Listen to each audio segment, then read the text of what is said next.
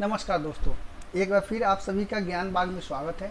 और ज्ञान बाग के आज के पाठ में हम लोग हमारे पर्यावरण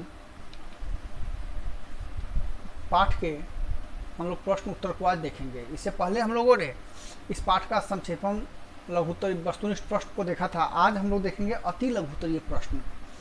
अति लघुत्तरीय प्रश्न भी वर्ग 10 के परीक्षा में आता है और यह भी बच्चों को अच्छे अंक देखे जाता है क्योंकि इसका आंसर छोटा रहता है और ये भी 2 नंबर का क्वेश्चन रहता है और इसको बड़ा भी हो सकता है, छोटा भी हो सकता है। तो इसको आसान भाषा में हम लोग इसको वीडियो को बना रहे हैं जो कि बच्चों को समझ में आ जाए। एक बार पढ़ने के बाद, 2 बार पढ़ने के बाद उसके जहन में रहे और वह इसको भूले नहीं। और आप लोगों से एक रिक्वेस्ट है कि आप लोग इस वीडियो को देखिए और प्लीज़ अगर अच्छा लग रहा है तो पूरा देखें। अगर इसमें कहीं पे कोई कमी है तो मैसेज के थ्रू आप हमको बता सकते हैं कि इसमें क्या क्या कमियां हैं, लेकिन देखिए ज़रूर। अब है अति लघुत्तरीय प्रश्न, वर्ग 10 विज्ञान का पाठ है, जीव विज्ञान, उसमें है हमारे पर्यावरण। इसका है अति लघुत्तरीय प्रश्न। पहला क्वेश्चन है, पर्यावरण किसे कहते हैं? अजैव तथा जैव घटकों से बनी दुनिया को पर्यावरण कहा जाता है। जैव या तथा अजैव घटकों से बनी दुनिया को पर्यावरण कहा जाता है। दूसरा क्वेश्चन है, परिस्थिति तंत्र क्या है? परिस्थिति तंत्र जीव मंडल का एक स्वपोषी सचना तथा कार्यात्मक इकाई है। परिस्थिति तंत्र के किन्हीं 2 जैव घटकों के नाम लिखे। तो इसके 2 जैव घटक है, अजैव और जैव। परिस्थिति तंत्र के किन्हीं 3 अजैव घटकों के नाम लिखिए। भौतिक वातावरण, पोषक और जलवायु। भौतिक वातावरण, पोषक, पोषण तथा जलवायु। कृत्रिम परिस्थितियों तंत्र का कोई 2 उदाहरण दीजिए। चारागाह और उद्यान। कृत्रिम परिस्थिति तंत्र का कोई 2 उदाहरण, चारागाह और उद्यान, जहाँ पे घास रहते हैं।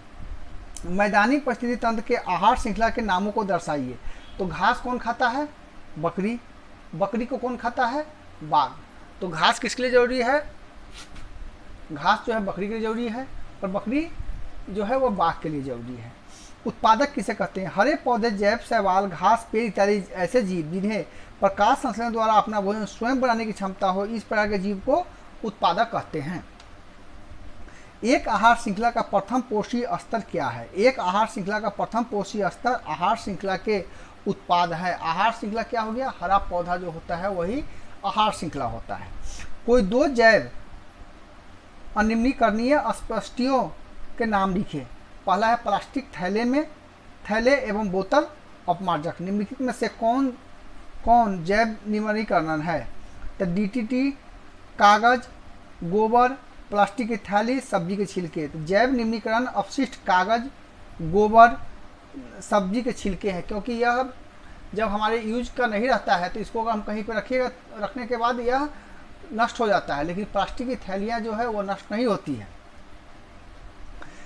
किन्हीं 2 जैव अनिम्नीकरणीय अपशिष्टों के नाम बताइए। तो प्लास्टिक की थैली, बोतलें, अपमार्जक। मतलब बोतल जो है वो भी नष्ट नहीं होता है और प्लास्टिक की थैलियाँ भी है जो कि नष्ट नहीं होती है, इसलिए इस पर प्रतिबंध भी लगा था।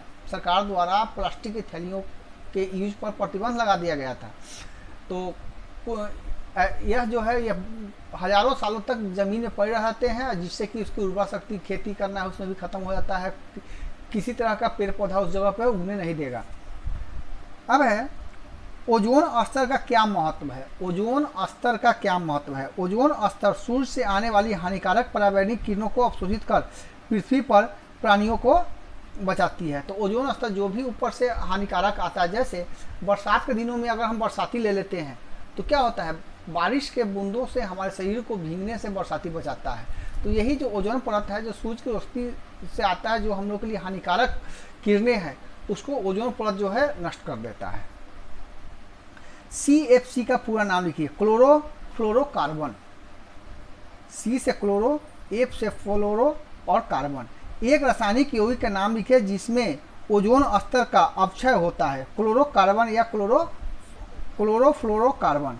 पराबैंगनी विकिरणें मनुष्य में कौन सी बीमारी देती है? त्वचा कैंसर और मोतियाबिंद। जो पराबैंगनी किरणें जो ओजोन मंडल से बच कर के नीचे आती है तो वह मानव शरीर में कैंसर, त्वचा कैंसर और मोतियाबिंद की बीमारी देती है। जीव मंडल की एक स्वपोषी संरचना एवं कार्यात्मक इकाई क्या होती है? परिस्थिति तंत्र। समुद्र किस प्रकार का पारिस्थितिक तंत्र है? प्राकृतिक है। अपने पोषण के लिए उत्पादों पर पूर्ण रूप में निर्भर रहने वाले पौधे को क्या कहता है? उपभोक्ता कहा जाता है। वैसे जीव जो पौधे जंतु दोनों खाते हैं क्या कहलाते हैं? सर्वभक्षी कहलाते हैं। जीवाणु और कवक जैसे सूक्ष्मजीव को क्या कहते हैं? अपघटनकर्ता या अपमार्जक कहते हैं। एक जलीय परिस्थितिक तंत्र में उत्पाद का कार्य कौन करता है? शैवाल करता है। पृथ्वी पर पहुंचने वाली सौर ऊर्जा का कितना भाग उत्पादक ग्रहण कर रासायनिक ऊर्जा में परिवर्तित कर देती है? तो मात्र 1%। आहार श्रृंखला के प्रत्येक पोषित स्तर पर कुल ऊर्जा का कितना हिस्सा अगले पोषित स्तर तक हस्तांतरित होती है? 10%। रेडियोधर्मी पदार्थ किस प्रकार का अपशिष्ट है?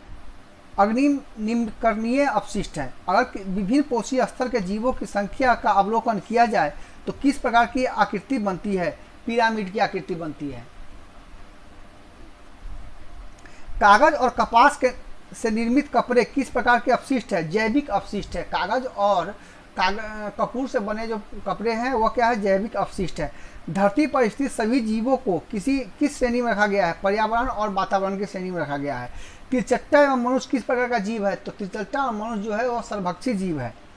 आहार श्रृंखलाओं के जाल को क्या कहते हैं? आहार जाल कहते हैं। अधिकतम ऊर्जा किस स्तर पर संचित रहती है? उत्पाद स्तर पर, मतलब जो हरे पौधे होते हैं वहीं पे अधिक ऊर्जा संचित रहती है। आहार श्रृंखला में मनुष्य का क्या स्थान है? प्राथमिक एवं द्वितीयक उपभोक्ता है। प्राथमिक उपभोक्ता कौन होता है? जो कि घास खाता है।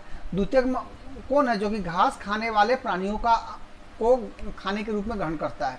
तो हम लोग घास के मतलब हरे साग सब्जियां खाते हैं, उसको भी खाते हैं, और हरे घास को बकरी खाते हैं, उसको भी हम लोग मानव जो है वो खाने का यूज करते हैं। हमारे खाद्य पदार्थों में हानिकारक रसायनों का जमाव किस प्रकार क्रिया द्वारा होता है? जैव आवर्धन द्वारा होता है। किस क्षेत्र का ऊपर ओजोन स्तर में आई कमी समांतर ओजोन छिद्र की संज्ञा दी जाती है? अंटार्कटिका। एरोसोल का उपयोग से वायुमंडल एवं जीव मंडल में सम्मिलित रूप से किसका निर्माण होता है?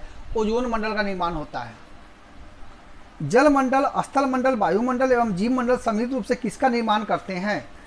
तो पर्यावरण का निर्माण करते हैं। ये तीनों मिलकर के पर्यावरण का निर्माण करता है। उपभोक्ता को कितने श्रेणी में बांटा जा सकता है? 3 श्रेणियों में बांटा सकता है, प्रथम, द्वितीयक और तृतीयक। वन पारिस्थितिक तंत्र में घास का पोषीय स्तर का क्या होता है? प्रथम उत्पादक होता है। वन में जो हिरन घूम घूम कर घास खाते हैं, और हिरन का शिकार कौन करता है? बाघ या शेर करता है। तो हिरन जो हो गया वह क्या हो गया? प्रथम उत्पादक हो गया। एक वन पारिस्थितिक तंत्र में चिड़ियों का क्या स्थान है? तृतीयक पोषीय स्तर है।